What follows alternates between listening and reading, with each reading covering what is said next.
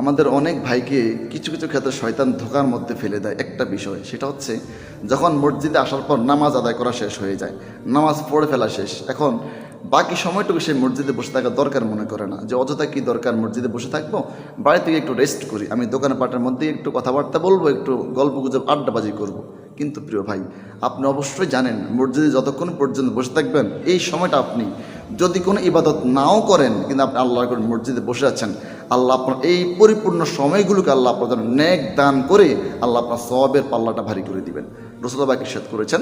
কোনো মুসলমান যখন মসজিদের মধ্যে নামাজের জন্য বসে থাকে বা কোনো মুসলমান মসজিদের মধ্যে আল্লাহর জিকিরের মধ্যে মশগুল থাকে, তার সময়টা সে ব্যয় করে, কিংবা যখন এক ওয়াক্ত নামাজ শেষ, সে আরেক ওয়াক্ত নামাজের সময় কখন হবে সে এই নামাজটা এখানে আদায় করে যাবে,